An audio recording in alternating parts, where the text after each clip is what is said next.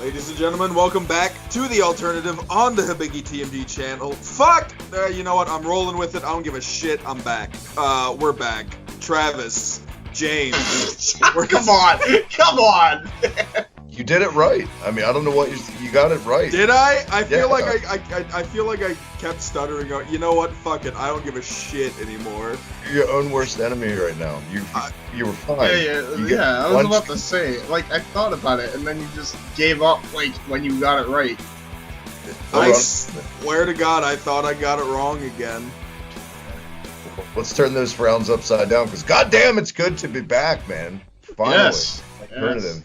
In the proper form, and now in Ultimate Ultra Zord form with our new official pay-per-view guy, James Hebert, J. Hebert Side 95. What's going on, bud? Thank you for helping Colin hold it down, and your buddy Mike this past month while I took a little break ski.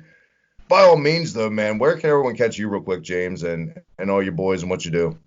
You guys can obviously check me out on youtube.com/user/JHebertSide95. That's JHEBERTSIDE95. I revealed it on Logan's channel. I'll reveal it here. I'm going to be getting back into custom themes, so be on the lookout for that. There will be a promo that drops in the next week or two. Definitely be on the lookout for that. Indie Force is going strong. I got the boys KCG, Michael X, and Mike Nikos. We cover all things that are just for nerds, weebs, and dorks of fortune. Wrestling, gaming. I sound like the Hibiki DMD channel. Everything in between. Definitely check that out. It's usually 3 hours to 3.5 hours. It's a lengthy one, but with the amount of stuff we cover, you can understand. We have fun with it, and there's going to be a bunch of highlights posted on the channel if you don't want to just watch the whole podcast, which I totally get. So highlights of the show will be released within the coming weeks. So be on the lookout for that. On top of that, you can follow my CAW Wrestling League, youtube.com/user/WYW Pride. That's Weymouth Youth Wrestling.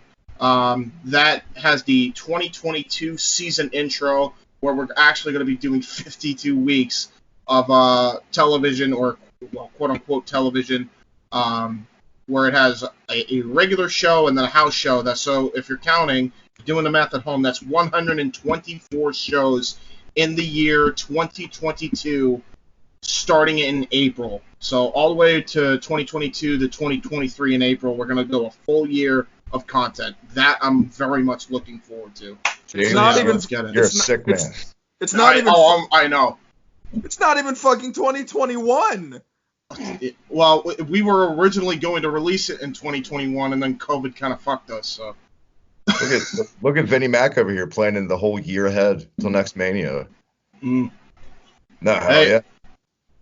Well, old Vinnie Mac. I don't know about new Vinnie Mac. Yeah, that's not a compliment anymore. That's an insult. Guys, get over there, check him out. All that he does, and you said like the Hibiki TMD channel, not a bad thing to be like at the Hibiki TMD on Twitter. That red button right down below, hit it. All the goodness, Muted with Bubba, Union Smack, this, the alternative, a Major League podcast of their own, Hibiki Plicky, all that shit. You're not the only one messing up, Colin, because it's good to be back. It's been a month, a little bit of ring rust, and the fans got to know, the listeners got to know, because I know, because you told me off air. Hey, you're not the only person with fucking ring rust. We'll get to that.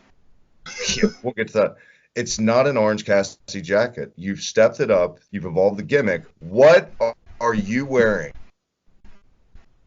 I mean, I am still wearing the Orange Cassidy jacket. Don't get me wrong.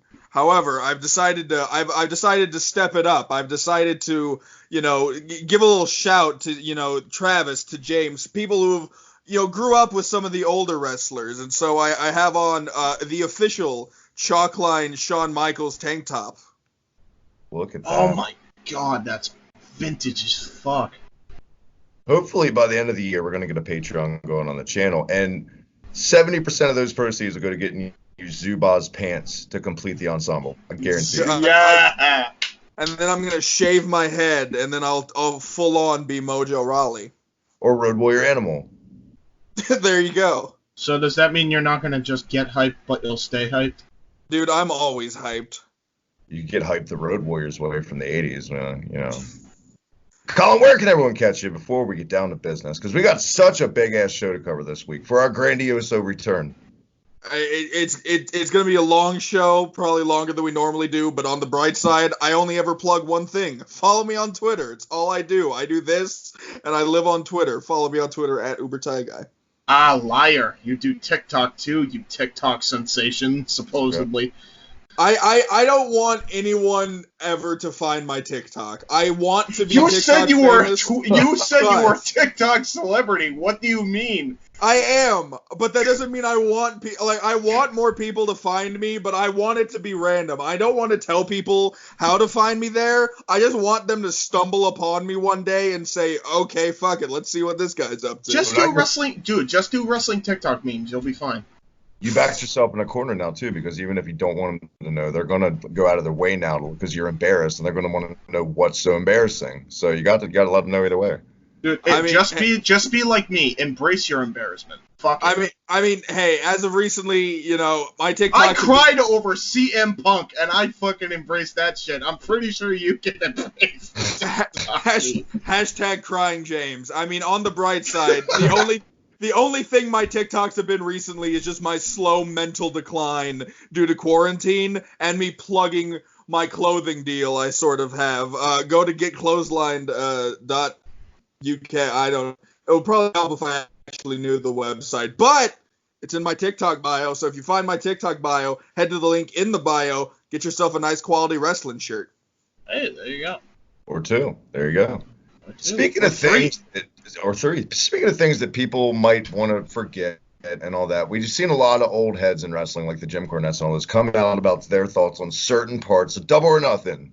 By the way, this is a wrestling show, not just us all plugging our shit for 40 minutes. No, Double or Nothing is in the books. We're going to try to split this, half Double or Nothing, half this week's Dynamite. For the most part, not a total rundown on Double or Nothing. We're each going to give it, two things we did like, we didn't like, things that stuck out to us. But the big bitch is, from a lot of people's, the Stadium Stampede. So many people are conflicted on the main event. You know what? Good or bad, I think that's a positive because it's got people talking, and that's exactly what you want. Fair to say? Yeah, absolutely. I firmly agree with that. Good or bad? For me, I firmly enjoyed it. And this is why, right? I always judge by if you can sell me on every single kind of emotion, or at least as many as you possibly can in one match, then I think it's a good match. I always go by like what you're making me feel. So that match made me laugh. That match made me, invested in the characters. That match made me, like, oh shit, what's going to happen next? And there's probably 15 other freaking emotions I'm forgetting in that regard. But when I watched it, I was enthralled in everything. I couldn't look away. It was like one of those things where I knew how late it was, but the minute I started seeing the football entrances, I'm like, all right, okay, you got my attention now. What the fuck am I about to see? And yeah, no, from top to bottom, I absolutely love that match. I thought the Stadium Stampede was honestly one of the best parts of the night. Honestly, I can't even. This is just me, and people know how much of a mark I am because I talk. You can tell by the last Dynamite review we did on the alternative with Mike, but I really like Dynamite just because you could tell that everybody's having fun. Everybody wants to produce, quality creative content, and regardless if that's good or bad, that's all up to interpretation. But I love seeing people being happy, and I can resonate with that. So I guess that's why I loved it so much, honestly. Hopefully that lasts, though. That's the other thing. Yeah. I mean, I was to change if executive don't see results they want to see, and I don't know, things can change. I hope they don't. I hope so. I hope they don't at all, honestly. I mean, I was sold on the match when I saw Adam Page just fucking riding out on a horse after Sammy Guevara. That was where I was like, yep, I can get behind this kind of match. I can do that. However, people have been asking, do you think it should be an annual thing? And the thing is with that is, with the whole cinematic wrestling and the kind of thing that the Stampede match was, or the Boneyard match, stuff like that. that kind of thing would not be happening right now if it weren't given the current situation. No, so, not at all. You know, wrestling's been awarded this opportunity to do these crazy things, but once wrestling can resume to what it was, I don't think, you know, things like the Stadium Stampede should keep going. You know, I don't think it should be a mandatory thing year round. You know, there shouldn't be, you know, they shouldn't always be setting up to kind of like how NXT does War Games every year now. You know it's going to be War Games, so you know you can sense when more and more people are getting involved with each other and stuff like that. You can see it coming, and I don't want that to be what this is. I think it was. And I'm not saying don't ever bring it back. You know, if there's a chance where it would make sense, or you know, just doing it for fun, sure. But I don't think it should be something that happens like once a year. But as far as the match goes, I really enjoyed it. I mean, I thought it was fun. I'm a huge fan of this, you know, era of cinematic wrestling and everything like that. And so I thought it was fun. I kind of resonate with what you said, James, about the range of emotions. Because one second I'm watching a match, and the next thing I know is I'm watching fucking First Degree Murder when Matt Hardy is just they're just drowning Matt Hardy, and then Matt Hardy is resurrecting different times, and then they straight up drowned Santana or Ortiz, one of the two. One of them was just laying face down in the pool, and Matt just walked away. And then he's back on Dynamite. And I mean, it was definitely Santana, because Ortiz got his bell rung, quite literally. So it was definitely Santana. Exactly, and I was like, wow, I just witnessed murder, so this is fun. Yeah, multiple times. Multiple times you witness attempted murder and murder. And in the obvious, and I know people say snowflakey things every day in this world on social media, but I think this is one of those times where it wasn't snowflakey to say, read the fucking room, AEW. Great timing on that little absolutely. Nuance. Honestly, that was a bit awkward. But the thing is, I feel like they probably filmed this a while ago. I don't know when they filmed it exactly. It could have been. It definitely. I could tell it was filmed, and there was one little thing. This is what I appreciated with this as well. So in a lot of cases, for a long while, I didn't realize this is a cinematic match that was already pre-taped. What gave it away that it was a cinematic match that was pre-taped ages prior was the fact that they had a camera cut where it went straight to a replay, like instantly, almost instant. It like, oh, the move happened, and then it goes straight to an instant replay. In live television, that never happens that fast. Well, I mean, I knew it was pre-taped. I mean, that part was obvious. It's just a matter of when they pre-taped it. So, I mean, it's kind of one of those things where if they pre-taped it before, you know, the obvious. And, I mean, rest in peace, Shad Gaspard and Hannah Kamara. I want to get that right. I mean, two tragic fucking things happening in the world of wrestling in the same fucking week. Both situations were just terrible. Yeah. Shitty week for pro wrestling last week. On the Stadium Stampede thing, I think there's two ways to even be negative on it. There's a certain way to critique it negatively, and then there's to go the extreme route that Jim Cornette did this week on his podcast. I'm a fan of Jim Cornette. I don't agree with everything Jim Cornette says, but I think the route he went, I don't know if you guys saw what he said, was a bit extreme. This is I listened to it. I absolutely listened to it. I listened to it like right before we got on here, actually. I don't know why people are acting like this kind of hokey shit is new in wrestling, because I remember a little thing called the Sumo Monster Truck match in '95 in WCW where he threw the giant off a building. I wasn't a fan of it, but it wasn't enough to make me say, fuck this, I'm not going to watch anymore, as to where Jim Cornette saying, I'm done with AEW. I didn't like this personally. I'm not a huge fan of the cinematic stuff. I gave it a chance. I love the Bray Wyatt one the most, which is ironic because it's probably the silliest one, but that one, I don't know. Because when I see it's going to be cinematic, I always just throw my hands in there and be like, well, I'm not going to take it like a regular wrestling match now. So I'm going to critique it like a movie. That's where my head goes.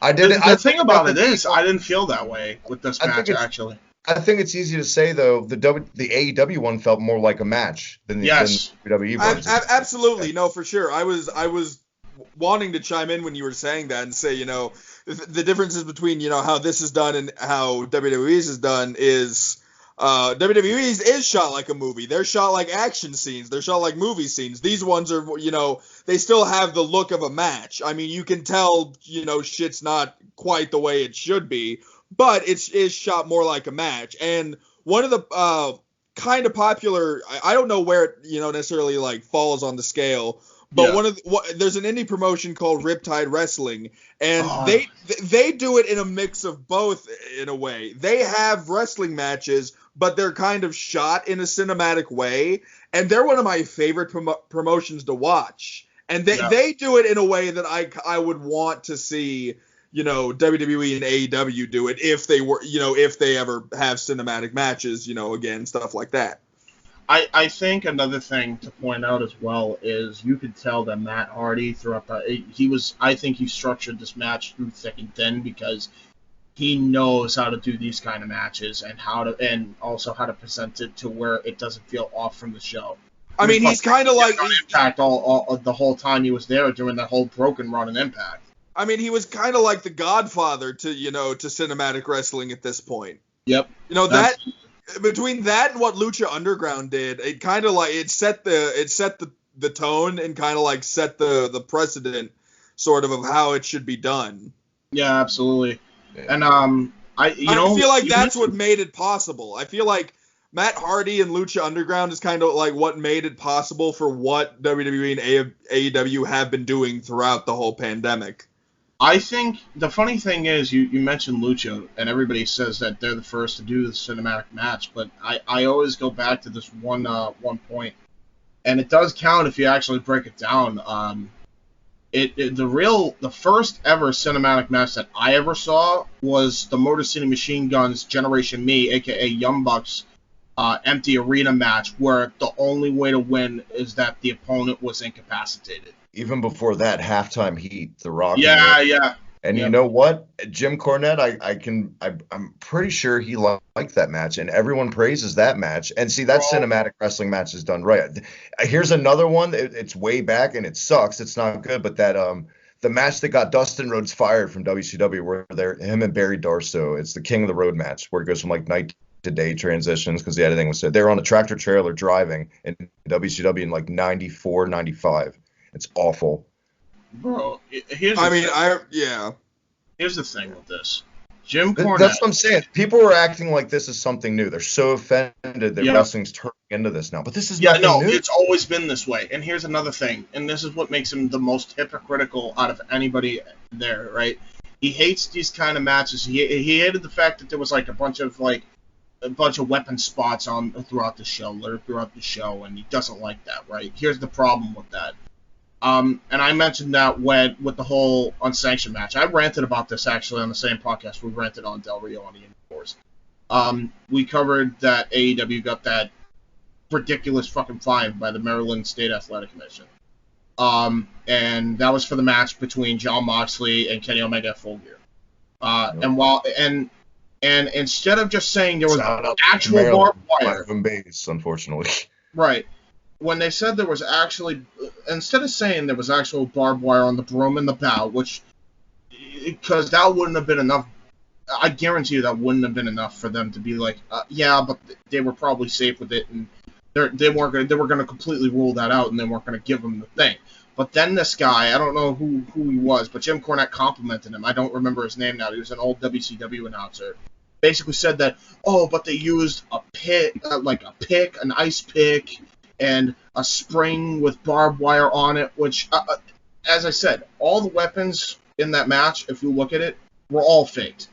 All of them were gimmicked. There's a lot of things that Jim Cornette out on. An easy one to do, too, is like, and like I said, I'm a fan of him, but I draw the line, and he's a hypocrite sometimes. Flat out. Yeah, no, absolutely, and that's why I bring up, he loves Mick Foley, and he did some of the craziest fucking stunts that actually killed him. Not even that. You managed Yokozuna when The Undertaker levitated over the fucking arena at the Royal Rumble. Yep. What are you talking about? You know, Yeah. like comedy wrestling. Yeah. I was more offended at the opening match of this show because I would give the Stampede match a pass. I didn't truly hate it as much as the beginning, simply because of this. My biggest complaint, let's go right to it, the fucking ladder match, because we all agree, and everyone's already said it by now, like, the Stampede, go out of your way, check it out. You'll like it good or bad, but it's different. It's something, I think, which is a positive at the end of the day. It's something different. Yep. The ladder match, my biggest problem is there's a guy in this with a shot for the world title. It's bad enough that they're saying they're not going to be like the WWE, but this is a fucking Money in the Bank match. Let's just say what this is. But there's a guy in there who's not even trying, yet the next episode on Dynamite, he's working his ass off at a shot for the TNT title. What the fuck sense does that make? None. It made this match look like shit. Joey Janela being anywhere near a match, this kind of prestige behind it is a joke. It brings it down to the indie levels for me. It's just, even if I like Janela, there's just a place on the card for everybody. Not everyone's got to be at the top. I don't give a fuck. Yeah. It's just, Okay, well, in fairness, imagine them doing this in like 05.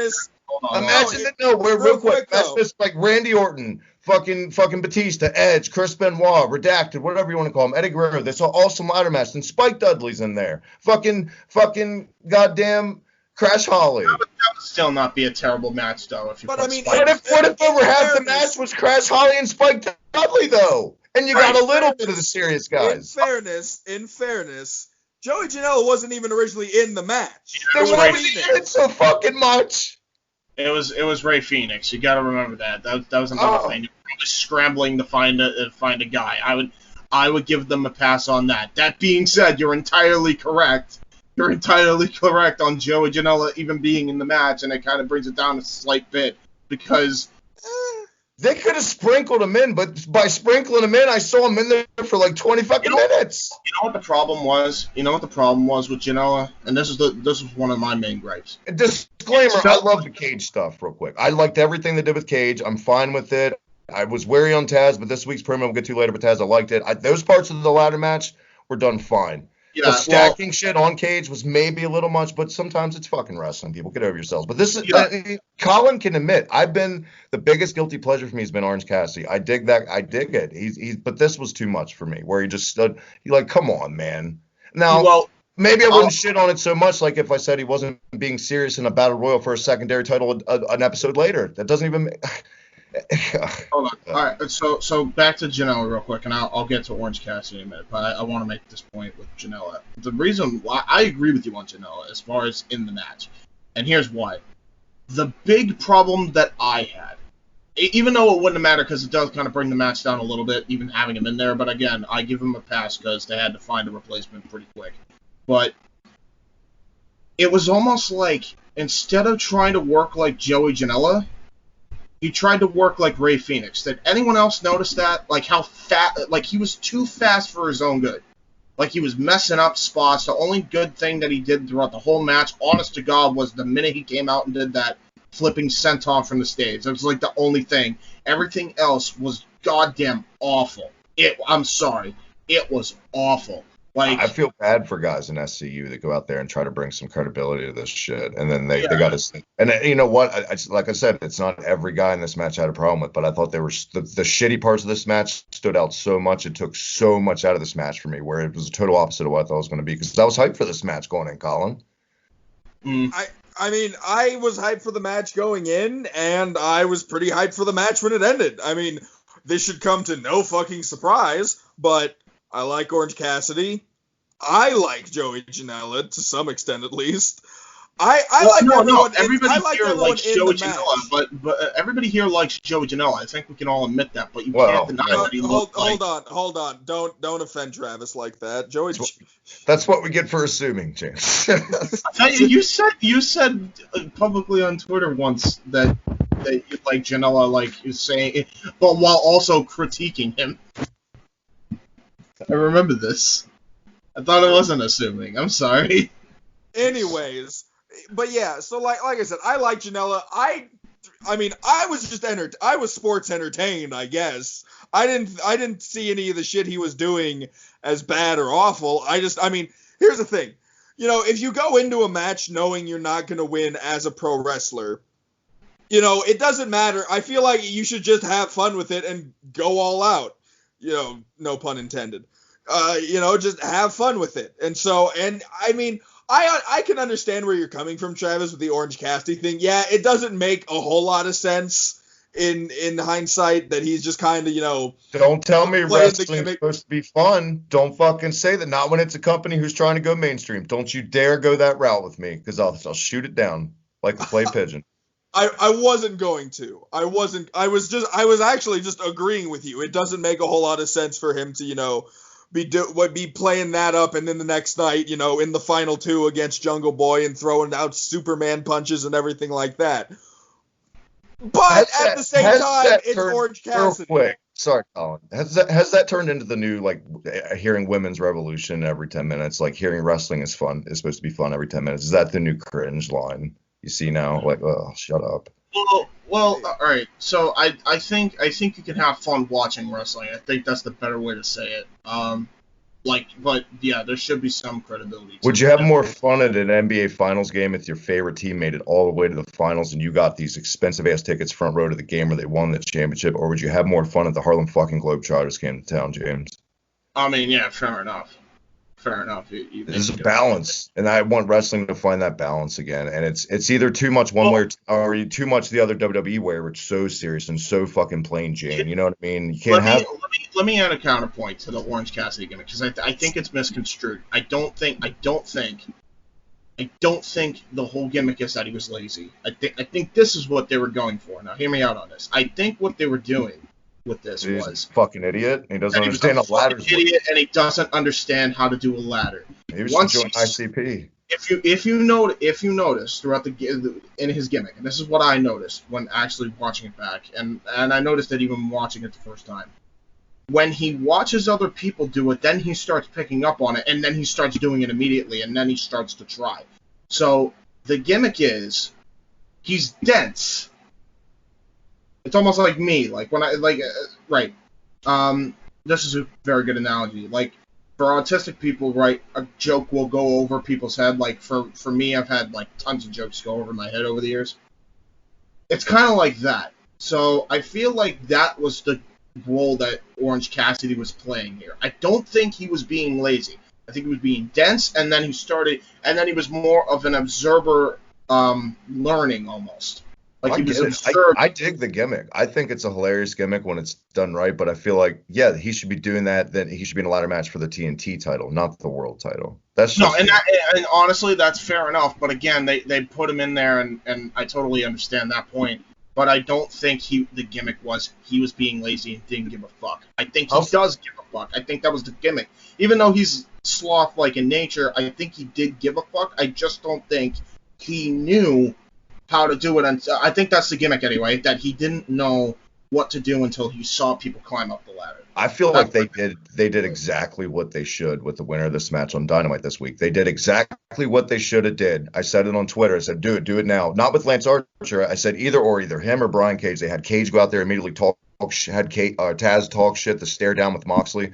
It's good because after this ladder match, I know Brian Cage looks great. He looks like $1 million. He's supposed to be taken serious. But this ladder match, he beat guys like Orange Cassidy, Kip Sabian, fucking Darby Allin. Did he look that threatening compared to what he just beat? Or they did a hell of a lot better job with that on Dynamite, I feel like. Well, Darby is somewhat of a threat only because of how reckless he is. And by the way, you talked about, we were going to give like 2 things we hated about the show. For me, it was the Joey Janela just fucking up everything other than the senton. The other thing, for me, it was the dumb fucking spot Darby did. What the fuck was he thinking? Where you thought like he rolled his ankle, the skateboard. Yeah, honestly, like, he honestly could. I didn't hate that spot. I love that spot because that spot fucking made me.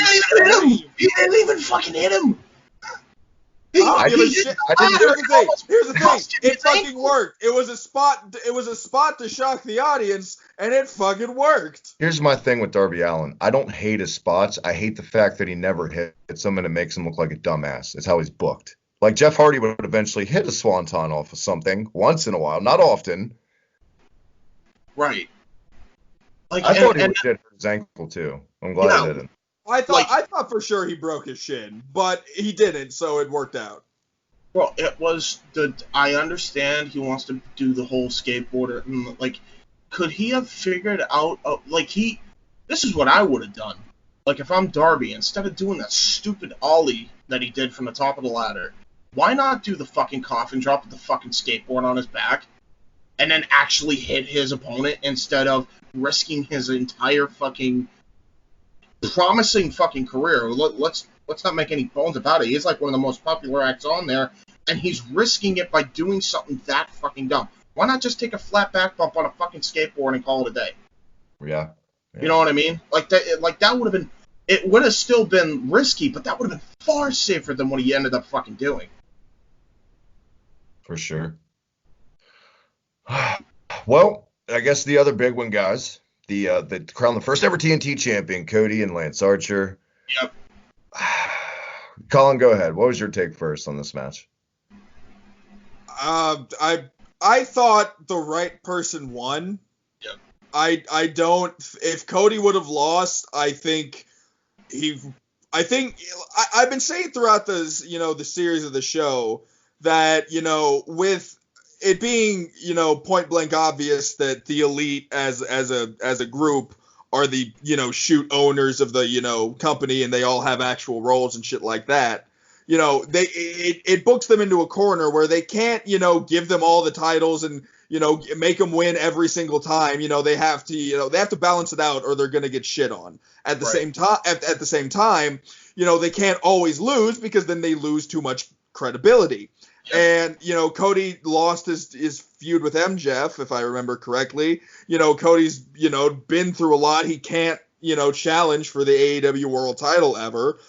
I'm fairly positive he will eventually at some point again. But in the meantime, there's still, mentioning that, which is good. And so, if Cody would have lost this, at that point, it's like, cool. Why do I give a shit what he does next? What does he even do next? Because if he lost, I feel like it would have damaged him, more than, Lance Archer taking a loss. So I think Cody winning was the right choice. Lance Archer just fucking got there. Lance Archer also has a very promising career. One loss does not a burial make. And I'm tired of people always, saying like, oh, he lost, he's buried. Shut the fuck up. That's not how it works. It's what you do after that first loss. Do you continue to make him eat shit and lose? Then that's maybe a burial. Absolutely. That's what I was going to say, is that if he continues to eat loss after loss, then we can decide if it's a burial or not. He has not been buried yet. He has taken one loss, and I guarantee you he's barely going to be showing up. I guarantee you at some point. Because he failed in the TNT title pursuit, and I've always been saying this. His main goal isn't going to be Cody. It's going to be against Moxley. Everybody thinks it's going to be MJF and John Moxley, which would be a money program. It'll be Archer first. But it's going to be Archer first, and I guarantee you Archer's going to get that championship from Moxley. I really disagree with. Oh, go ahead, Colin. Sorry. I mean, they've already established that, Cage is already. I mean, I like I said, I want to call the casino ladder match like a Money in the Bank ripoff, because it has some originality to it, in the sense of like they're not doing the whole like, cash in at any time, pick and shoot, blah blah blah. They've already said that. They've already said Cage is going to fight Moxley for the belt at Fyter Fest, which is that's the only difference. That's literally the only difference. Besides, it's not a briefcase. Then that's it. And the fact that.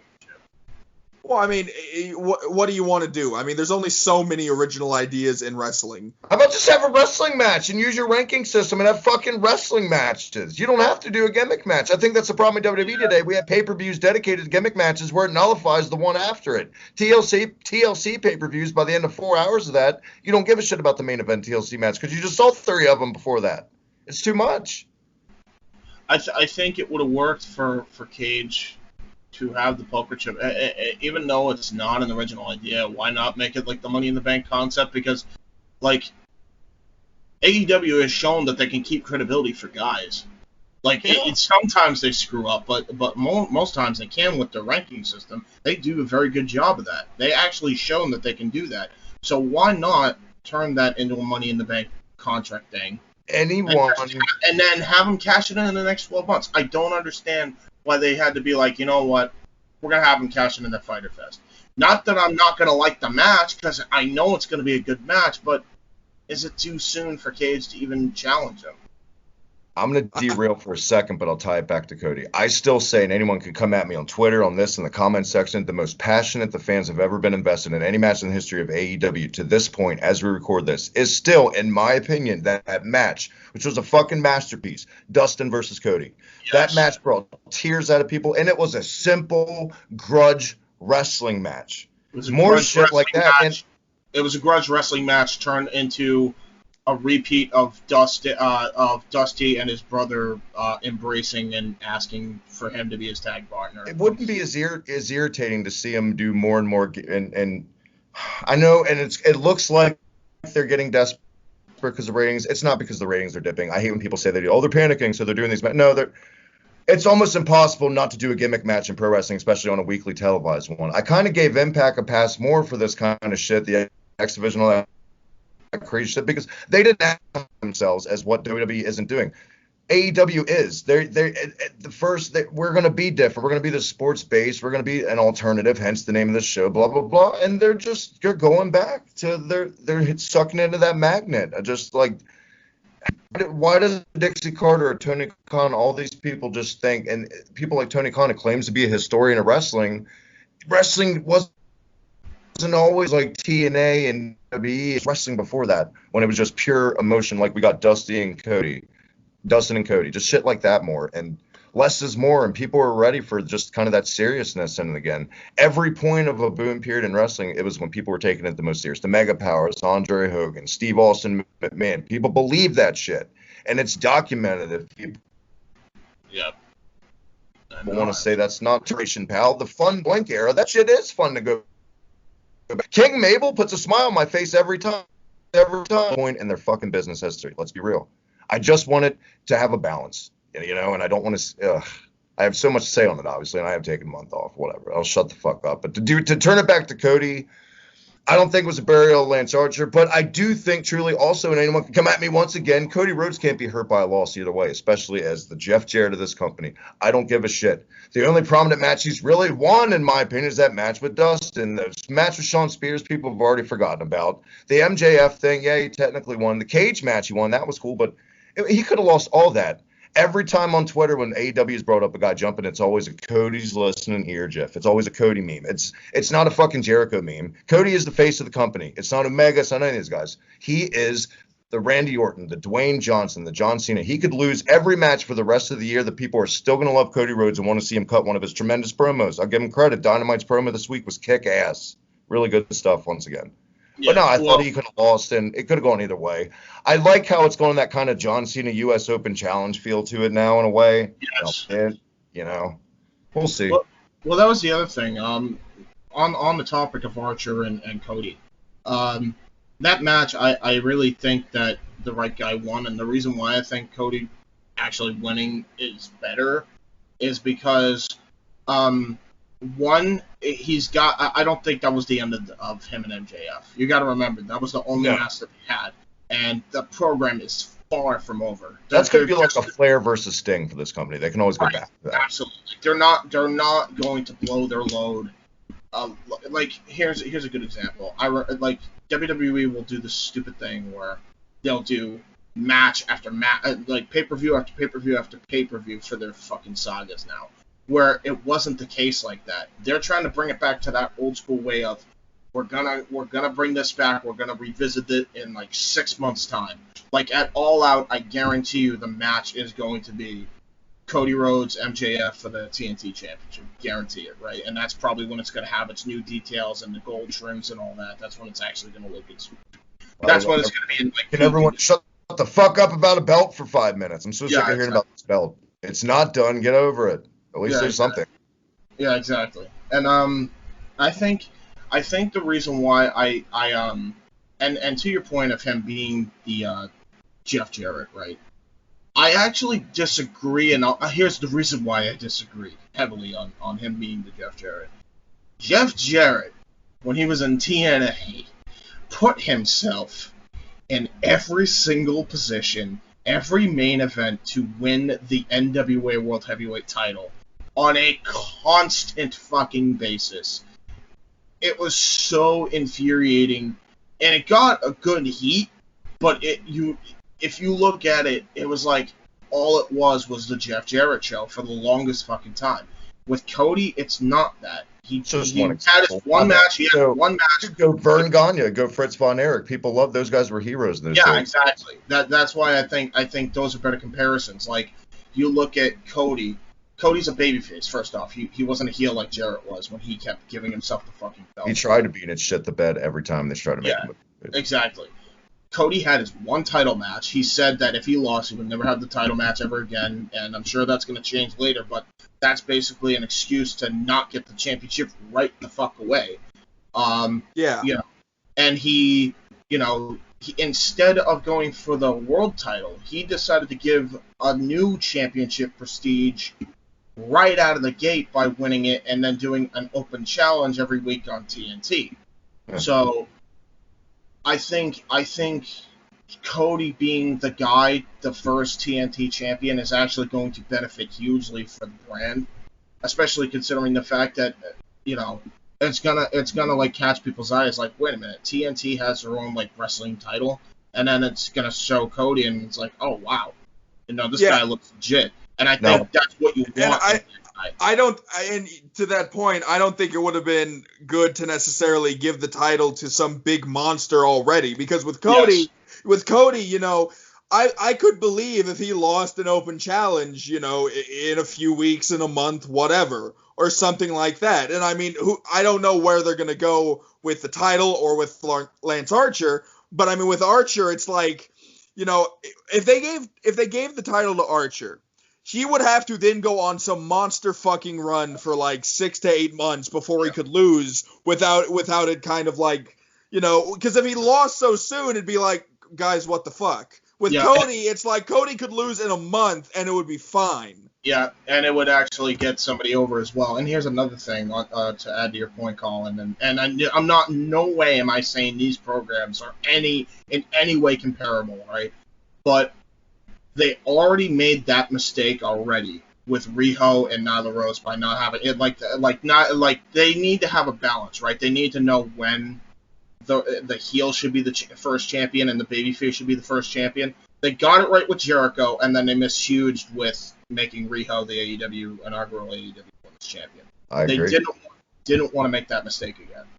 So that's why she's a terrible, and that's not to like discredit her as a performer, but she's a terrible first representative for what you want to think. I don't know, but she doesn't stand out. I mean, in that sense. I don't want to like, you know, shit on him and everything like that, but I will say, you know, the other day I was talking to one of my friends about Double or Nothing, and I was trying to remember who the first champion was, and I'm like, fuck, I have no idea who the first AEW Women's Champion was. It was Rio. That's the problem. Well, yeah, and then they said Rio, and I was like, oh yeah, that's right. See, I wouldn't have hated if Chris Statlander was the first ever AEW Women's Champion. I think after the performance, and we'll get to that match. I think I don't know if we'll get to that match, but I'll mention it here. I think the match that we got at Double or Nothing, with Hikaru Shida and Nyla Rose, that should have been the match on the first Dynamite show. I think honestly, I totally could have believed in Hikaru Shida beating Nyla Rose, because she at least has the height to be able to like have a match with her. Like it like when I saw Hikaru Shida versus Nyla Rose, it really gave me Gail Kim Awesome Kong vibes all day long. We'll go right into the women in a second. The worst thing about the Cody match, I think we all can agree on, is the mistiming of the camera team for Mike Tyson yawning. Mike Tyson was awful in that match. Oh my god, yeah. Like he'd rather be anywhere else than out there. You know what the problem is though? It definitely is on the camera crew, but I don't think it was his fault, because everything else I think Tyson was on point in. But when they panned him yawning, what I think is happening is he's training for all these fucking fights.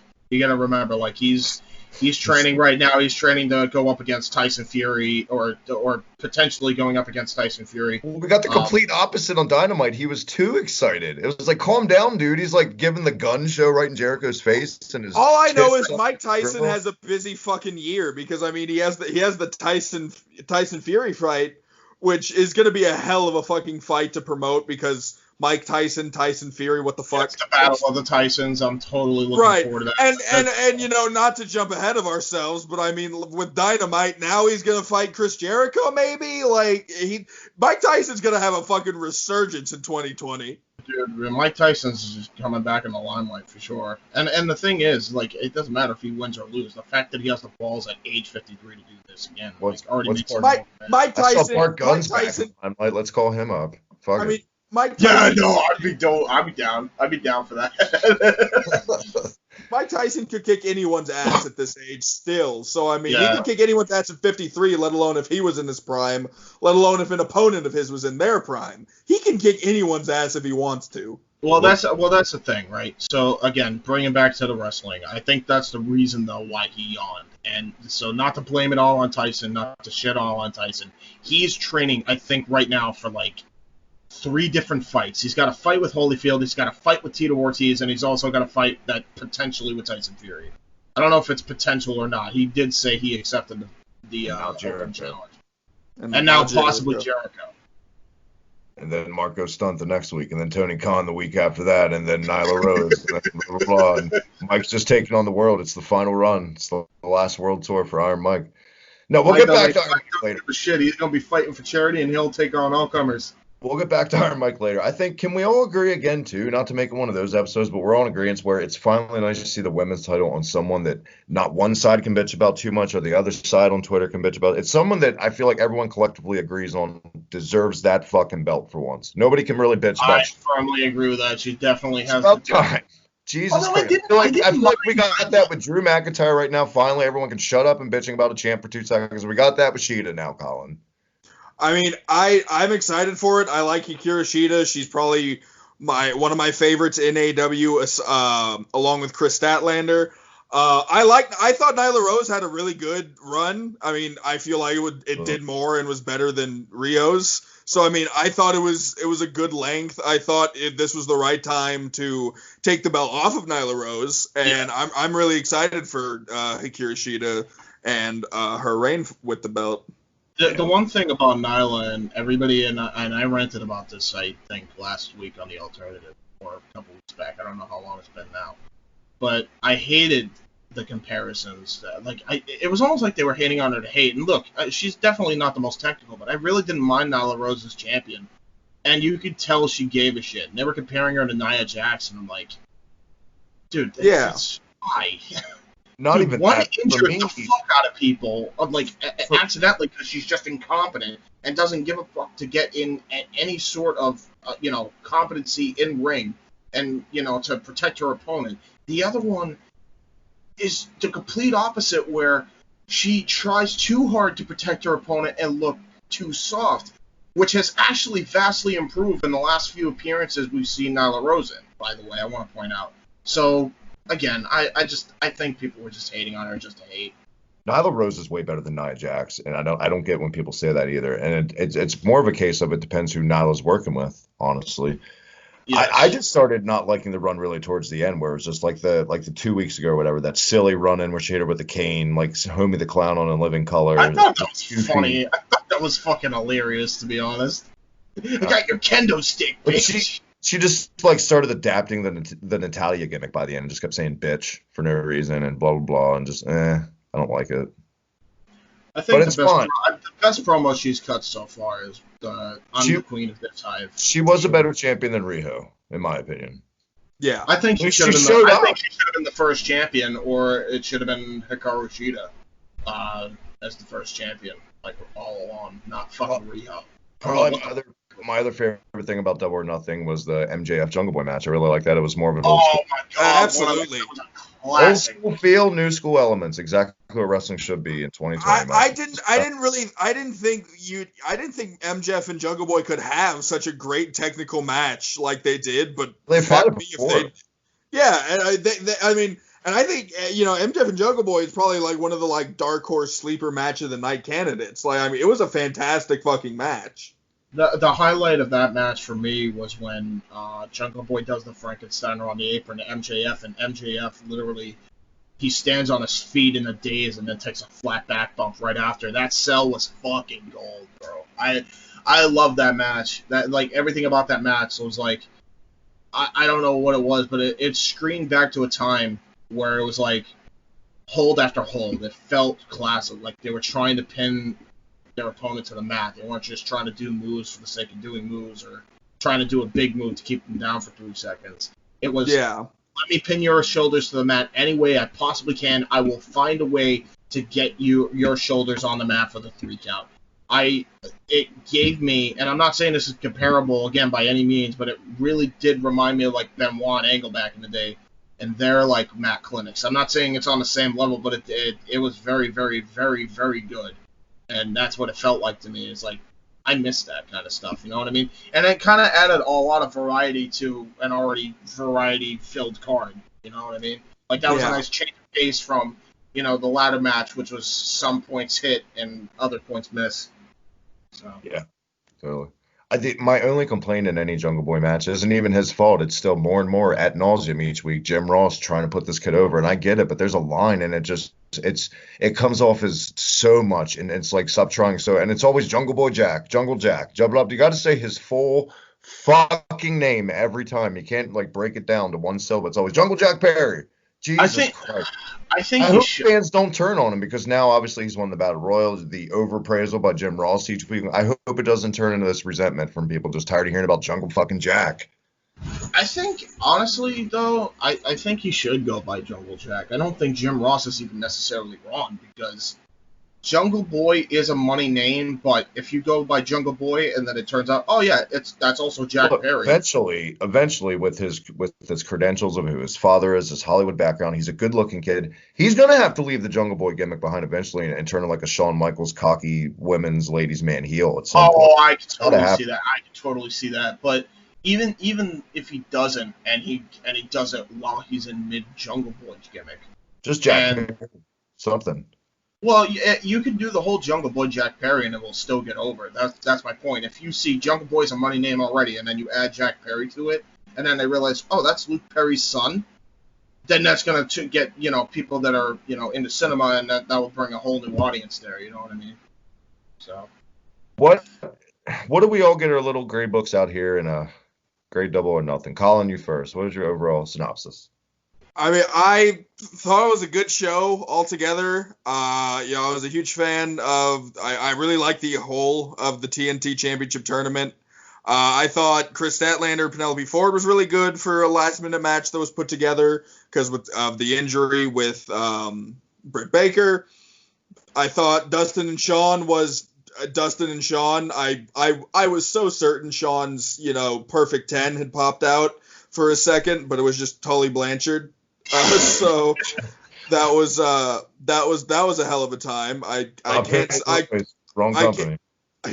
say that I wasn't trying to. I was looking at the match. I was paying attention, and I mean we didn't really talk about a whole lot, but I mean I like Jon Moxley versus Brody Lee. I thought it was a good match.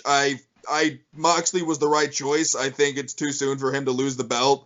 I think the technical submission finish was a really good choice. Because, I mean, you can make anyone a giant fucking monster, but if you cut off their fucking windpipe, there's not a whole lot they can do. So, can we also talk about how good that World Championship match was? I really, really enjoyed how it felt very Mox in New Japan to me.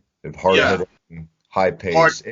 They booked that exactly what I hoped they would. It was I don't want to call Brody Lee transitional, but he's not the guy right now. It was just another like footnote in the reign for Moxley. They couldn't. Yeah. I liked it so much for two reasons. On top of it also being Mox of New Japan, absolutely, I agree with that. But it was also when he was the best champ in the short shorts, kicking some ass. Right, absolutely. But what I liked about it as well is they did two things. One's a spot and just the way that they protected Brody Lee, because there's no way they booked themselves in a corner, or at least you would think, because WWE logic has shown us, oh man, they're gonna fuck this up. Yeah. They did the best finish that they possibly could have done. They kept him so damn strong that even in defeat, he lost by passing out. He never gave up. He never tapped out. He kept kicking out of literally every Death Rider / Paradigm Shift known to man.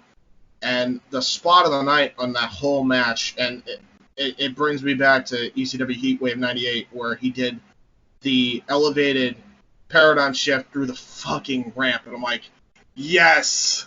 Oh man, I haven't seen that in years, man. I gotta say, their booking team really has a hard on for nostalgic Steve Austin angles lately. That the Tyson Jericho pull apart, it's all these Austin angles that were used. Well, it wasn't even just the Austin angle, though. Apparently, they're like Taz too, with one Z or two. Taz, he's just there. So, what do you rate this, James? I graded an A-. I really like this show. I'm sure everybody was expecting me to say, "Oh, S rank, 6 stars." No, A-. I'll give it like a B-, just because a lot of things weren't my taste, but I feel like it's still very watchable. I will say it's the worst AEW pay-per-view so far that I've seen. There's been every other one's had more of a spectacle feel. I get it because of the crowd, but still, even the booking on the other ones was way better than this one. Definitely the weakest for me. Are we talking? Are we talking all like? I'm not counting the original Fighter Fests. I'm talking about after TNT's gimmick started in October. So we're not even counting last year's Double or Nothing. I'm talking last year's Double or Nothing was way better than this. I don't care what anyone says. Oh no, that's a fact. That's the best show they probably ever had, to be honest. Besides All Out. That was S rank. That was S rank, absolutely. But yeah. You could do worse. You could do worse than watching this show. I mean, it could be fucking. You could watch this year's Money in the Bank on loop for 20 hours. Hey, fuck you! I like that show. Oh my! That was give me Otis winning all day long. I feel like some wrestling god above heard my bitching on Twitter this week and heard my little complaints when I watched Dynamite this week, because this felt like a much more serious wrestling show. The talent looked like, I don't want to say like they wanted to be there, they're phoning it in on Double or Nothing, but these guys look like someone had been in there, like, go out there and look like you want to fucking win and like you want to be competitive and not just you're here to fill a spot and play your gimmick. And even Orange Cassidy looked fucking tremendous in that aspect on this. Oh my god, him and Jungle Boy with a fucking exchange in that battle royal. Start of the show, I'm sure Colin's ready for me to get the turds flying because the Young Bucks are in it. And it was a really weird booked match, too, with Private Party and Joey Janela. This was weird, but obviously the right team won, the right kind of finish, a decisive, clean win. Booking-wise, kayfabe-wise, I love Private Party. I don't like Janela, but no way should those guys be on par with the Elite and Matt Hardy booking-wise. So that was a good decision. And I love the throwback to a mega Matt Hardy in this. I mean, he's going way back to like 96 with those tights. That was cool, yeah. But this felt like a less is more Young Bucks match, which I was okay with. It wasn't one of those 5 and a 3,000 quarter star shit ladder matches. I feel like it was more of a showcase. I feel like it was more of a showcase for what Private Party can do and what Matt Hardy can do, really. This was just supposed to be a hot opener, I feel like. A high-paced hot opener that didn't go too over the top and get you ready for a night of wrestling. And by the end of this, after the win, my God, did it get you ready for a night of wrestling, get you hyped. Because, Colin, what has happened? They're finally here. I know you're ready to talk about it. I know you probably popped out of your chair. FTR, the Revival, are here, arriving in a pickup truck from Back to the Future or something from like the 50s. That was weird, but either way, yeah. Dude, I'm so happy. I mean, you knew it was a matter of fucking time. Obviously, they just had to pinpoint the right time for them to do it. And the Dynamite after their last pay-per-view, not a bad choice. The Revival are finally here. The Revolt. I don't know what the fuck. They're not even either names anymore because the Revolt, the original Revolt, already passed the cease and desist. So now they're known as Fuck the Rest. Well, fuck the Revolt. Whatever. I don't care. I'm just excited they're here finally. I'm really looking forward to this Young Bucks match that we're probably gonna get. I don't know, a month from now. I feel like they should save the Young Bucks and Revolt for they need to save it for when the fans are back, because that's a match that the fans need to be there for. I think you have a much better chance at saving it for September's All Out than doing it now in this climate. I think they need to save it for then. I think they need to slowly burn it, which is why I'm glad they didn't attack him right away and they attacked the Butcher and Blade instead, because that's gonna really show what they can do. Speaking of which, real quick, I don't know if anyone's been paying attention, but apparently, from what I've seen, I guess they've split Allie from The Butcher and the Blade, and now she has this weird hard-on for Cutie Marshall, and I'm not quite sure where that's going. She's just like weird, cutesy TNA Allie again, right? Just normal-looking Allie. Pretty much. Well, she was on this week's Dynamite, and they kept cutting back to her and Marshall just chatting and everything, and she's just bright red tank top, nothing else. She just just hanging out being herself. Pretentious time, Colin. That's weird because her husband Braxton Sutter is within that tag team. So why are they having troubles? What's going on there? Yeah, this is one of those marriages we're supposed to pretend we don't know about, kind of thing. But yeah, it's weird. But like you said, they also attack Butcher and the Blade. That can be the first program. They can stall because they also attacked the Young Bucks. It wasn't they were going to obviously do that. So I'm excited to see where it goes for sure. I'm more than ready for the revival. Problem solved. Just call him FDR. Fuck Del Rio. Everybody wins. Nobody can complain about that name. It's true. FDR. Yeah, totally. No, people get it because of the old president and the irony and blah blah blah and whatever. It all works out. Well, I think they're known as fuck the rest. I'm pretty sure that was not a name. I'm pretty sure they're not gonna fucking say that on AEW. No, not on AEW TV, but that's what it stands for. But on TV, they're known as FTR. TV, it's Follow the Rainbow. I liked it. I dug it. They looked intense, and Scott Dawson looks rejuvenated completely. Like he's de-aged like 5 years. Not just because he trimmed his bushy facial hair, but he just looked. I don't know. Both these guys look reinvigorated. Like they're somewhere they actually can showcase their talents properly.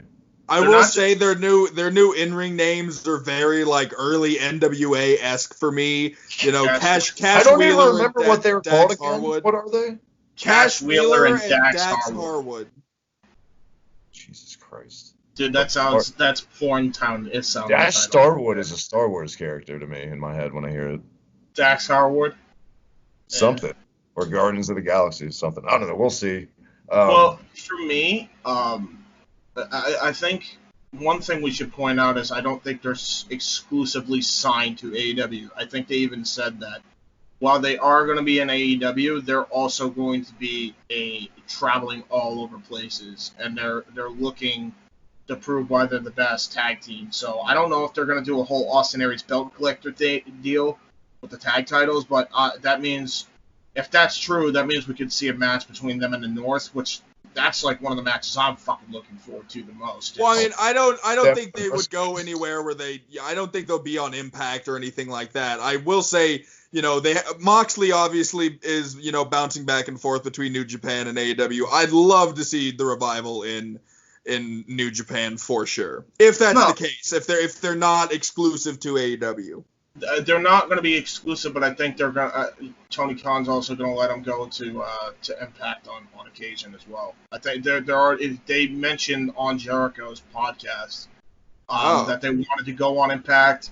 They wanted to go to Ring of Honor. They wanted to go to NWA. They wanted to go to New Japan, and they wanted to try to get as many tag team titles as possible. Which I'm not even going to lie. If the ultimate goal is they have all the championships, they have them on Dynamite, and then at All Out, they Young Bucks win the belts like after Fyter Fest or at some TV against Hangman and Omega, and then the Young Bucks actually become transitional champions, and fucking Harwood and Wheeler win those belts, and they have like all the gold. You can't tell me that isn't going to be a liberating sight to see. I mean, that's some fantasy booking that'll probably never happen, but I'm not opposed to it happening. Hey, I didn't think Austin Aries was going to get as many belts as he fucking did, but he did. That's a good point. What the fuck's he up to nowadays? Making his Twitter profile private and being a douchebag in vlogs with Chris Van Vliet, drinking wine at 11 in the morning. Sounds about right. Let's jump around a little bit here on Dynamite, because we did just talk about Brian Cage. We'll come back to his segment. Let's kind of talk about something we haven't talked about this episode. Colin, what did you think about the segment with Britt Baker and Tony Schiavone and the chart and the wheelchair and the assistant this week? It was an interesting one for sure. I mean, I'm a fake fan apparently, so I mean I haven't been watching Dynamite too much recently just because of everything going on. I've been busy trying to do other shit. So we're on rule number 3, I guess. So I'll have to go back and find the first 2. But I like this because I mean, Britt Baker is injured, but it keeps her on TV and it keeps her, able to, keep doing stuff. I hope she's still, on Dynamite and, having fun and doing whatever. I like that they get the referees involved sometimes. I mean, Aubrey Edwards is, one of the more popular referees in wrestling nowadays, it seems. If you've seen her on the AEW podcast Unscripted, the first episode where she was interviewed, because now she co-hosted, she's awesome. She's like a video game developer. She's a cool lady. Yeah. Wow. She's a video game developer, eh? But yeah, that's how she met her husband, and then she just loved wrestling. And of course, through the video game world, she met like Omega and Woods and all those guys and blah blah blah. Yeah, no, she's great. So I mean, I dig it. I'm all aboard it. Speaking of video games, if that's the case, maybe she should develop the AEW video game, which, by the way, we did on the channel. Check it out. That would not surprise, and it'd be a smart business move too. In-house video game developer working on one less person to pay an extra amount. I mean, you can definitely get other developers in there, but you could it would definitely help to get people like Aubrey Edwards and Omega that kind of know their shit on game developing, especially Aubrey. I understand that Britt Baker is still kind of finding her feet in such a prominent promotion, and probably nerves are still an issue, and she rushes a million miles an hour. One of my biggest complaints I've done for months with her, and lo and behold, she's injured, torn ACL. But one thing I'll give her credit for, low-key, she's been one of my favorite parts of Dynamite since she's been a heel, because she's such a great bitch fucking heel. It's not perfect. It started out shitty on the cruise ship, that we all remember that promo, but she's growing into this more each week, and I think that when she was doing the spots where she put her opponent's teeth on the rope, that was nasty. That's one of the nastiest things I've seen all year in pro wrestling. Against Yuka Sakazaki, yeah. That was fucking great. But I think she's finding it more. I think it's going to be like how we've seen. Everyone's got their opinion on Charlotte, but I think we all agree Charlotte's pretty goddamn fire on the mic as a bitch heel, and I think she didn't become that right away year one. It took her years to develop into this Stephanie McMahon-esque bitch, and I feel like Britt Baker definitely has that Stephanie McMahon-esque bitch, I'm better than you quality, on the not as extreme as a female MJF, but definitely up there. For sure. I agree. Firmly agree with that. And I think she's got to be in the equation when she comes back to be in the title contention, if it's still Sheeta. I think they should keep it on Sheeta for a little while. By the end of this, when she was being wheeled, by the way, the back of her wheelchair says role model, literally roll, like I'm going to eat some dinner rolls, Colin. I bet Logan is popping for that one. I think in this heel role, if she keeps doing this, there's no reason she shouldn't be one of the faces of the women's division. Not at all. No. I agree with that. Just slow the fuck down when you wrestle and don't try to fit 40 minutes of shit in 12 minutes. I don't even think that was her fault, though, this time, was it? Wasn't it freaking them doing a cartwheel Death Valley driver's part with her in the corner? It was probably a fluke thing. There was nobody. It wasn't like a Nia Jax thing where it's a continuous problem. But think about what you just said. A cartwheel into a Death Valley driver, to a C4, into an alternate Spanish fly, into a Canadian. Just like, did that even have to happen? No. Ugh. Definitely doing a lot for sure. Good way more than she really honestly has to, because she's doing that bitch character so well. Less is more. Look at MJF, who's in the same fucking company, can get so much out of a crowd from a headlock on a guy just from talking shit, standing there for 5 minutes. Just because your boyfriend can do a Canadian destroyer does not mean you have to do a Canadian destroyer. Find your own way. Find it. Stop trying to find other people's way and going down their path. I don't even know what you're talking about. He does the Panama Sunrise. That's not... it's the same fucking move, you prick. It's in Panama, not Canada. What are you talking about? Canadian Destroyer, Panama Sunrise, the same damn move. Flipping pile driver, damn it. Is the Canadian Destroyer an actual alcoholic drink? Because I feel like it should be now. It should be if it's not. Dude, if Petey Williams comes to AEW, you know that A's got to join the inner circle so that way they can make that alcohol. It's just like pureed poutine, maple, tequila, rum, everything. Yes. Just fucking. The Cody Rhodes promo. We'll transition that into the Battle Royal. The winner gets first ever shot at TNT title. Once again, I mean, love or hate Cody Rhodes, one of the best promos in the world. He gets so much out. And he's one of the masters of taking little pot shots. I love the shot at Connecticut and this, how he's probably banned from ever going there again. And he's come such a long way from literally pulling out a fucking sledgehammer and being so open about the pot shots. I love these so much more, the more subtle ones. Yes. I firmly agree with that. Yeah, no, I love the Connecticut line. That got me real good. What'd you think about talking about his mom and all that, Colin? Just get going, just down home promo again from Cody, bringing it all together. Yeah, I agree. I think Cody's one of the best promos in AEW. Him and MJF are up there real high, essentially just a level of their own. And I thought it was great. I'm real happy he's doing the open challenge gimmick. I think, I don't think the TNT title is supposed to be billed as anything that other than, a TV title. And I think, TV titles are meant to be defended often and on weekly television. And the fact that he's, doing the open challenge gimmick is really good. And it's going to award a lot of opportunities to some of the lower class people who won't necessarily get shots all the time. And, starting with Jungle Boy, who's now has his shot on Dynamite, I think next week after winning the Battle Royal. It's going to be good for – and this is why I said Cody's the best choice over Lance Archer. That, because Lance Archer isn't, doesn't strike me as the kind – unless it's said that that this title is supposed to be in an open challenge all the time. And because I feel like it came off to me as if Cody's just doing this because it's something he's doing, not that because it's a requirement of the belt. So, and that's why I think it works best for Cody. So I dig it, and I think it's the right choice. He's also pulling a James, saying he's going to defend it every single week. Exactly. Every week he's going to be out here doing it. Yeah, it's going to be interesting. I don't know. For me, I don't know about the every week thing. I'm debating on if they should have done it every other week, just so that way you don't run through every challenger too quick.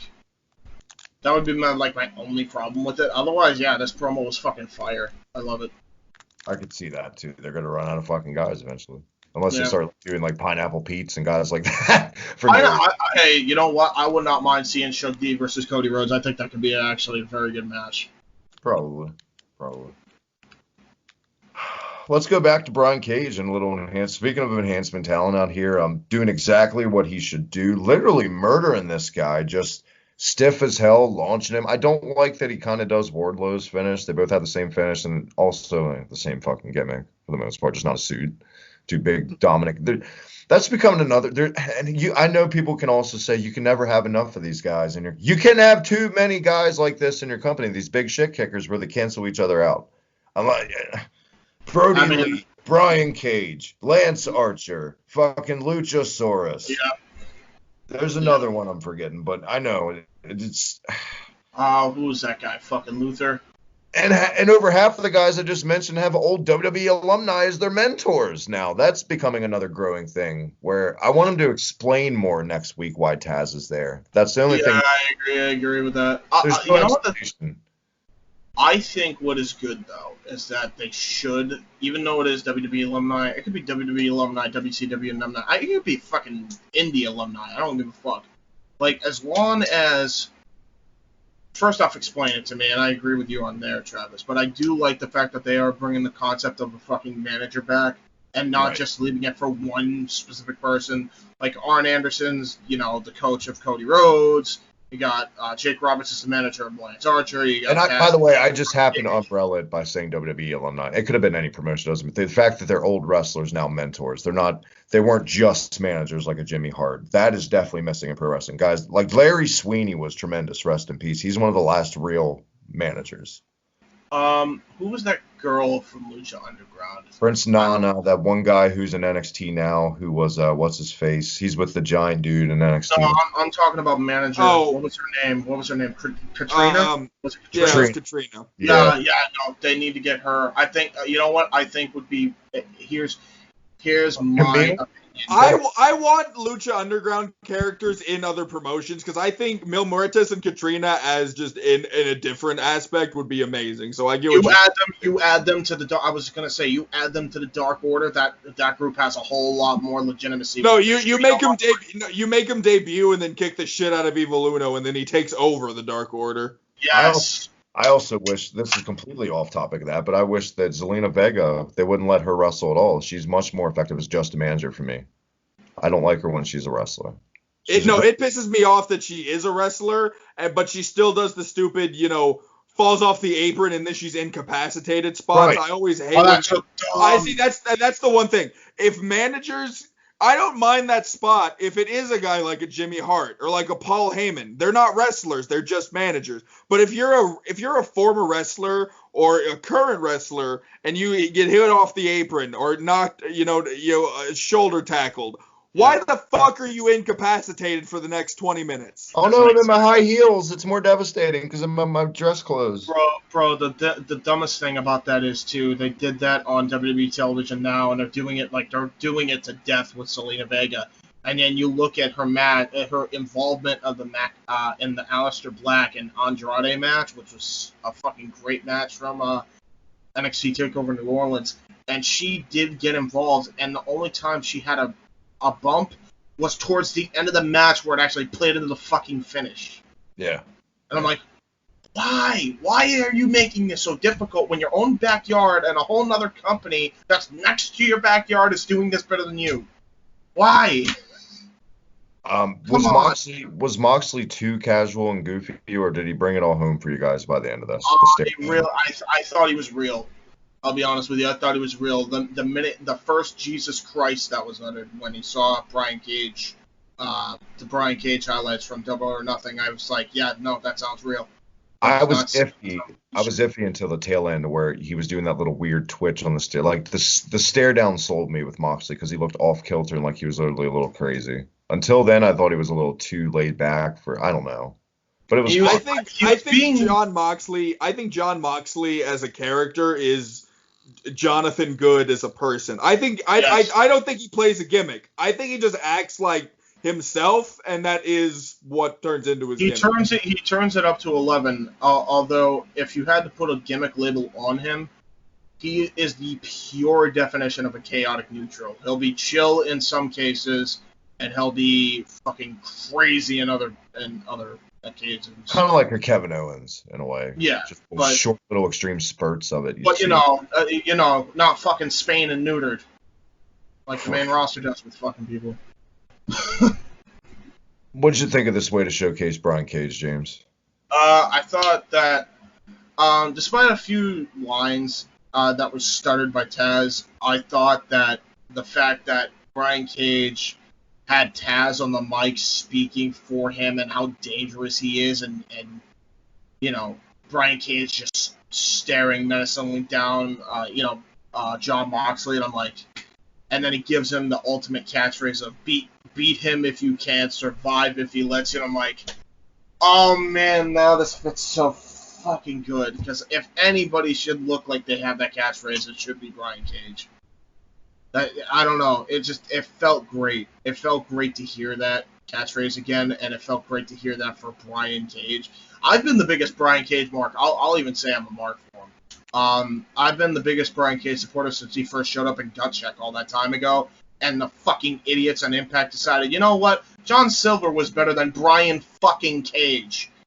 So I've always been the biggest Brian Cage supporter. So now anything with Brian Cage is. Anything Brian Cage that is involved in, I'm all for it, especially if he has somebody talk for him, because the one thing he's always kind of struggled being unbiased was his mic skills, absolutely. So now that you've got Taz, who's always been very good on the mic speaking for him, it's going to give him that much more credibility. Win or lose, even though I think the match is happening too soon, win or lose, he'll still look credible out of it. It is amazing to see how far he's come. Colin, since the very first AEW show ever, All In, where he was eliminated from a pre-match battle royal from Jordan fucking Grace. For sure. And I mean, I'm glad that he's back. When he debuted at Double or Nothing, I was like, oh, cool, Cage is finally in AEW. And then I realized, I'm like, I swear to God, I thought he's been here before, and I had forgotten that he was in that whole, He was Battle there. Royal. Yeah. Wait, he was in that battle royal? I didn't think he was in that battle royal, was he? He had a power move standoff with Jordan Grace in the middle of it. Like, it stopped the battle royal, and she ended up eliminating him. Was that Impact? Is that Impact we're talking about? He was still in Impact, I think. This was at All In, the very first thing Cody and the Bucks ever tried to put together. Oh, that's right. Yeah, the All In. It's just to see how crazy it's come now. Like, it's fine. He fits this role, obviously. He's not miscast by any means as trying to be the top guy for any title, I think is fair to say. He's For sure. He's absolutely got I think always said Moxley's going to get it. I think this is going to be one of those things we were talking about earlier, guys, where it's just another thing from Moxley's resume. It's going to go down there with Brody Lee, and then eventually till we get to Archer. I think Cage isn't taking that title at Fyter Fest at all. No, and I think people realize that, but I think people are more intrigued on, like, at least if you're a hardcore, you're more intrigued. Like, if you're a casual and you know shit about wrestling, like, say you're a kid or say you're just a person that's just getting into wrestling and think it's real or whatever, you're going to look at this and you're going to be like, how the hell is Moxley going to beat him? If you're a casual or if you're a hardcore, you're intrigued on how they're going to book themselves out of there. Like they did with, are they going to do the same thing that they did with him and Brody Lee, or are they going to do something completely different and completely innovative? It's going to be interesting either way. So it will be unpredictable in that sense. It's just, Moxley's going to win. Yeah, that's very fair. Speaking of casuals, the casual viewers flipping through channels on a Wednesday night, they happen to see white-bearded old Mike Tyson in there standing off with the pro wrestler, and all these guys pulling him apart, or maybe they tuned in 10 minutes before this and saw this weird pep rally with mistimed jokes and kind of funny stuff, but what... Mike Tyson, again, ruined this whole fucking thing for me. I'll say it right now. I won't even try to be unbiased. This was ruined by Mike Tyson for me, to be taken serious. He was a little... I don't know what he was thinking cutting off Jericho and saying the dumb shit he said. That much I'll say, but everything else I kind of liked about it. Colin, what did you think of our Mike? I mean, yeah, I will say it is a bit contrived a little bit.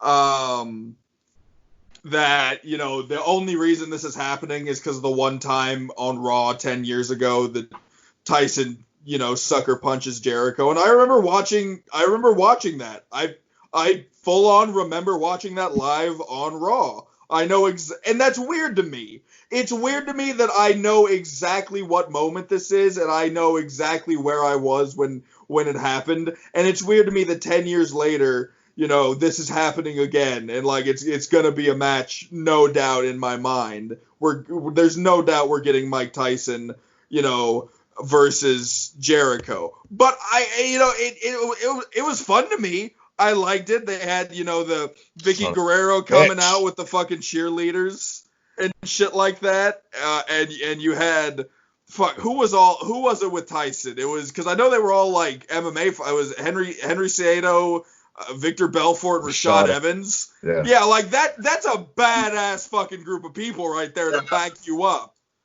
And what's this other thing that's happened in pro wrestling since like the early 2000s, where it's this, we automatically assume that because they're a pro wrestling fan, we know who these fucking guys from MMA are. You know what? I'm not a huge UFC or MMA fan, so a lot of these guys don't ever mean dick to me when they bring them in. Right. You know what I mean? Like Cain Velasquez. Well, okay, cool. Well, I never really saw him fight, even though he beat Brock. I never even saw that fight because I've never really been in the UFC. It's just this automatically assuming a casual viewer is going to give a shit or know this.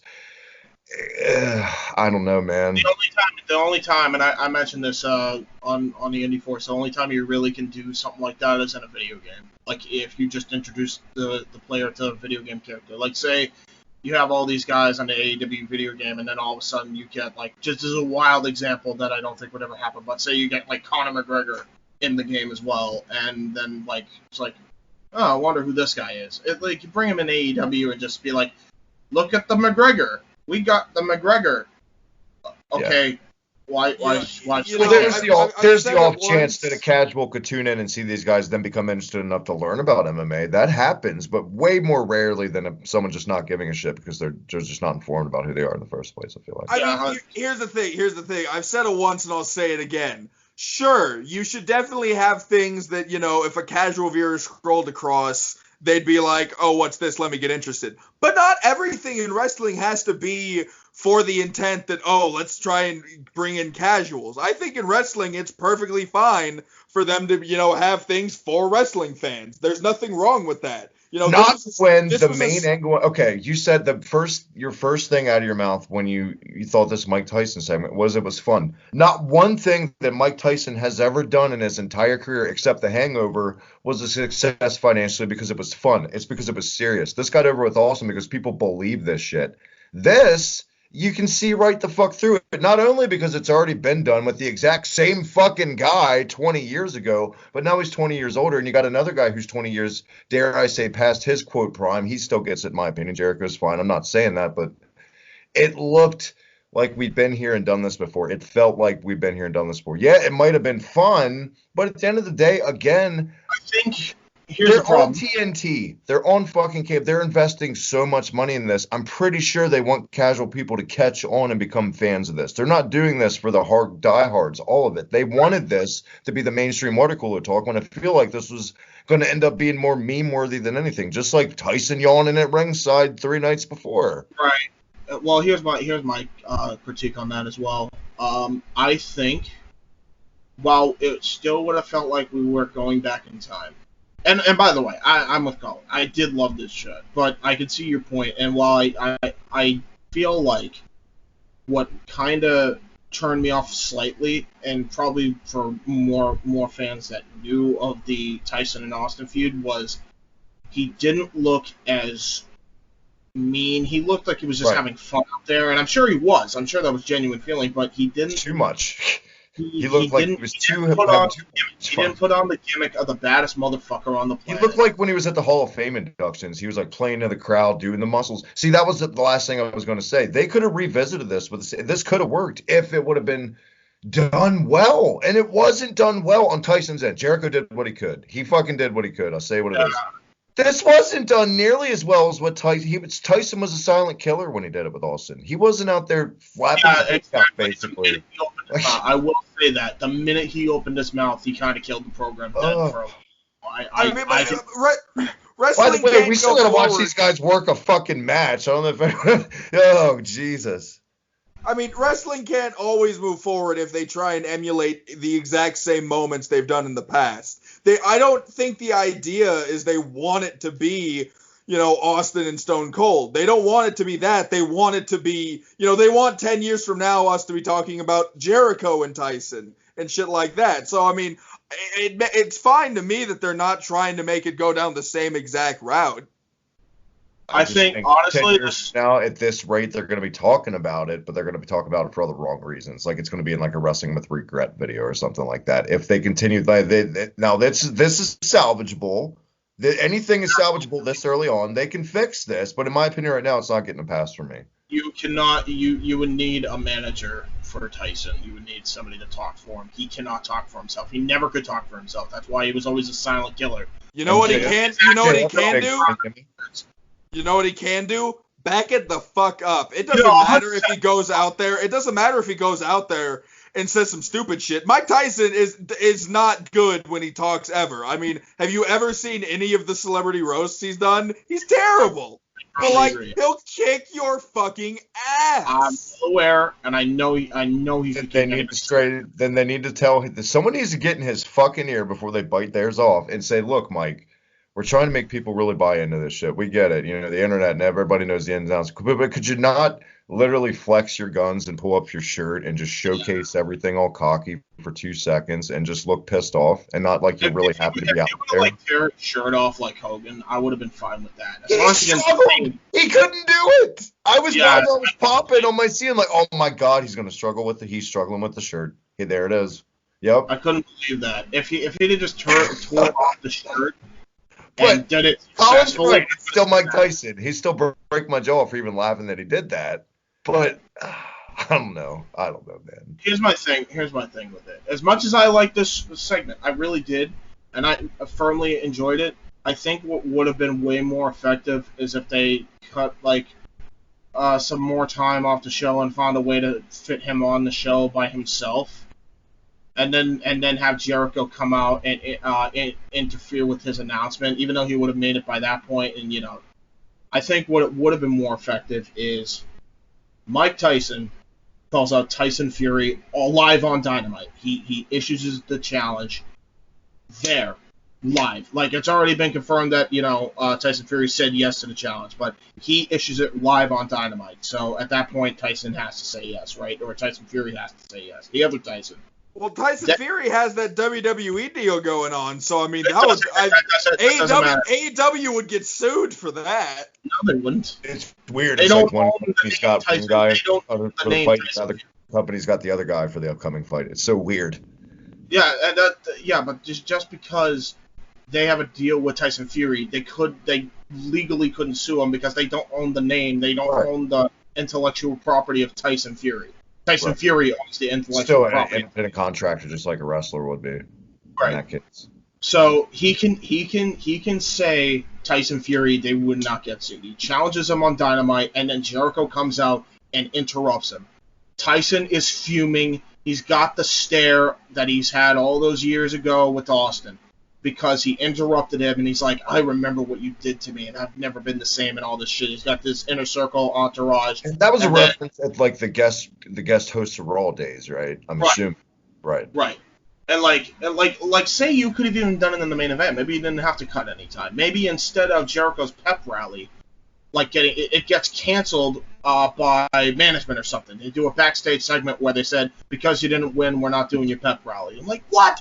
This is bullshit. What are you replacing it with? And then it's Mike Tyson's announcement.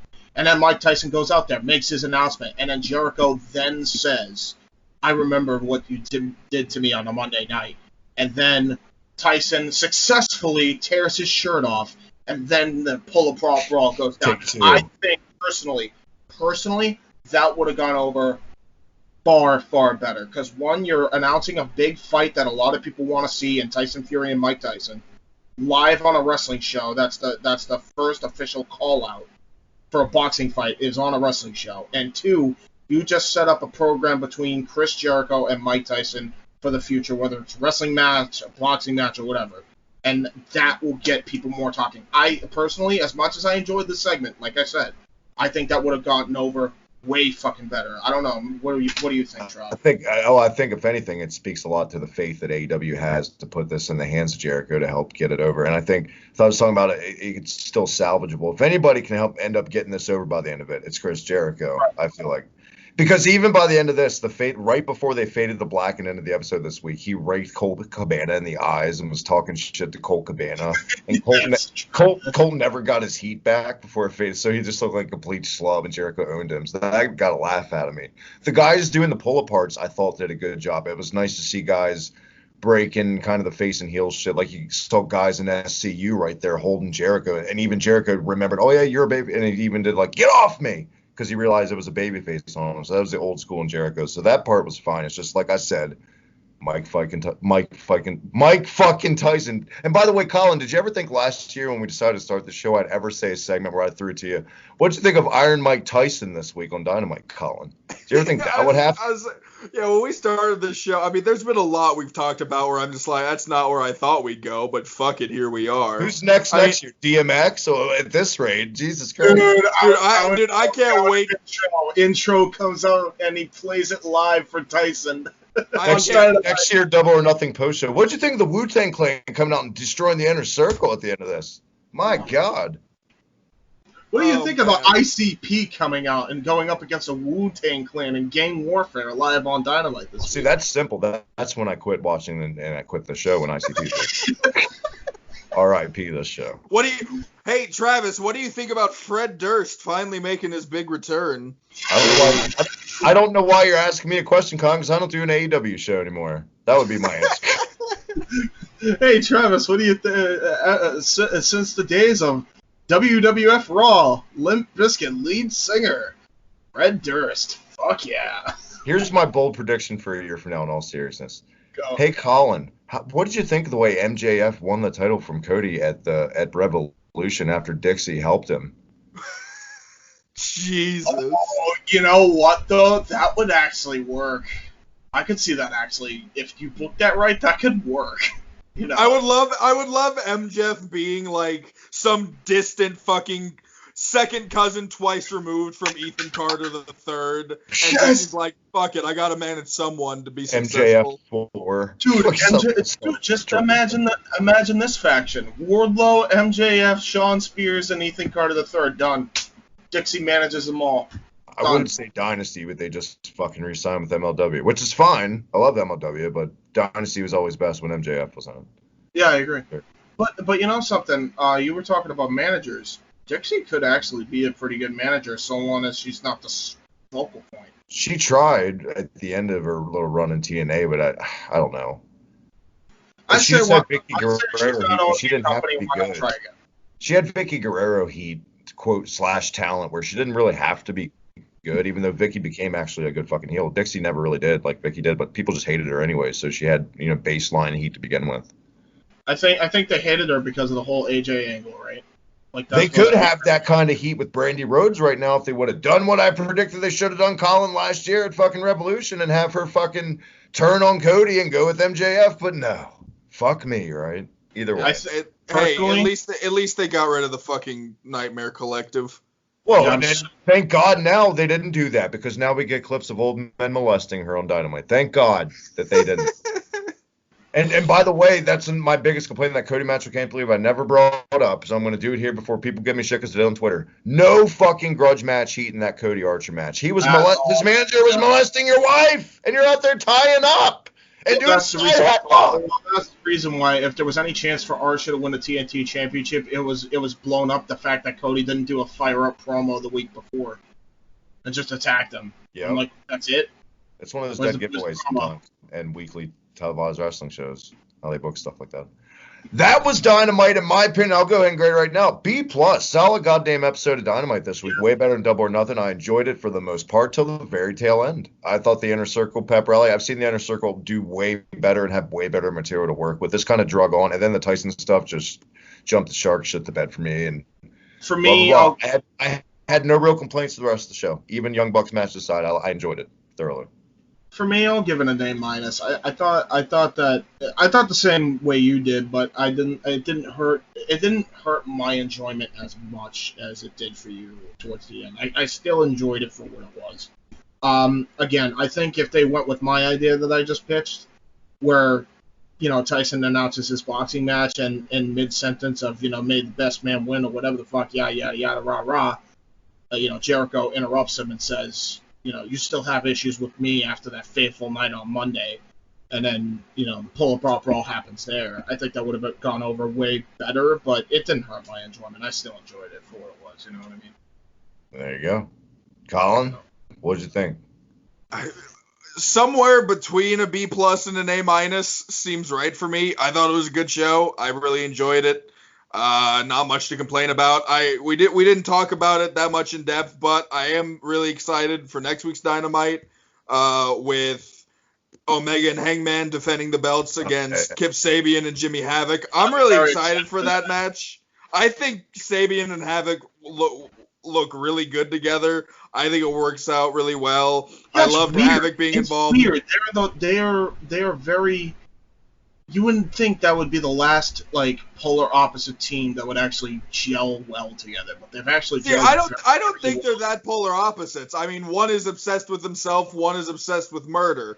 But they both want championships, and so they have a common connection. One's obsessed with sex, one's obsessed with violence. Exactly. And so sex and violence. That's their team name. By the way, could Jim Ross be a hornier old man every time Penelope Ford is on camera? I thought that was funny. I'm not even gonna lie. Between him and Shivani, Jesus Christ. Shivani's more subtle with it. JR just straight up. Shivani comes off more innocent, nerdy about it, but Jim Ross is like that guy in the restaurant who pinches the waitress's ass when she goes to bring food. What was the quote that he said? I forget it now, but I remember when he actually said it. I thought it was actually, I shouldn't have laughed, but I thought it was fucking funny. Fuck, what was it? What did he say? Fuck it. I don't remember. It was barbecue sauce on it, whatever it was. No, it had nothing to do with barbecue sauce. I don't remember who it was directed to. I just remember at some. I just remember. No, not you. I just remember at some point JR said something to someone and called her a handsome woman, and I just said, all right. That was fucking. I think that was Nyla Rose. I'm pretty sure. Oh, Jim, good God, man. I'm serious. Oh, I wouldn't be surprised. Yeah. Oh, I remember the quote now. So the one that you were talking about with Penelope, he said, he said it. He either said it with Penelope or the women's match. He straight up said, "Oh yeah, I'm sure she elevated somehow," and then he brought it back to, and I'm sure she goes down well too. I'm like, what the fuck, Jim? Jesus Christ. Well, what a guy. We didn't bother sticking our toes back in the water. We jumped right in. We just ripped our clothes off and skinny dip, jumped right in that cold ass fucking pool for my return. It's been a monster of an episode. It's in the books. We did it. We knocked them both out. Before we get out of here, one more time, James, thank you for doing this. Thank you for holding it down this month, and welcome to the team, our official pay-per-view guy. Where can everyone catch you and all that you do? You guys can check me out on youtube.com/user/jhebertside95. That's JHEBERTSIDE95. Home of the Indie Force. Bunch of highlights coming soon. Custom themes are returning. Custom Titantrons as well. You will be seeing all that and more on the channel relatively soon, as well as 2 new podcasts as well on top of the Indie Force. We're loading it up for this summer. I'll tell you that right now. So stay tuned for that. Subscribe with post notification bell on. Make sure you subscribe to my CAW Wrestling channel as well. YouTube.com/user/WYW Pride. The 2022 season intro is up, and it is going to be a great season when we start releasing it in 2022. We already got 3 months of footage recorded, so be ready. I mean, fuck, we have a lot of fucking time to prepare, so. Yeah, we do. You're gonna need that time, trust me. Lord knows I'm gonna need it. Colin, it's good to be back, man. As always, one more time, where can everyone catch you on Twitter? Oh, find me on Twitter at UberTieGuy. Find my TikTok if you dare. And I'm also on Instagram, should anyone give a shit. Same name, underscores between the words. Not that hard to figure out. There you have it. And yes, we saved the very best promotional whoring for last. The brand new official alternative t-shirt now available on the Hibiki TMD store. UnionSmack.BigCartel.com. Get over there, wear it, represent Colin wherever you go now. It's out. Finally, look for muted shirts. And Bubba's getting her very own shirt coming up soon. Plus, a Major League Podcast of their own. Everything's on sale right now this month. No reason to not. Get over there. Check it out. UnionSmack.BigCartel.com. As always, on Twitter for me, at the Hibiki TMD, that red button right down below. Hit it, subscribe, all the goodness, retro gaming, pro wrestling, heavy metal podcast, Terry Balea's bullshit, game reviews, game streams, everything in between, guest appearances, and a bunch of other shit right here. Until next time, this is The Alternative. See you then.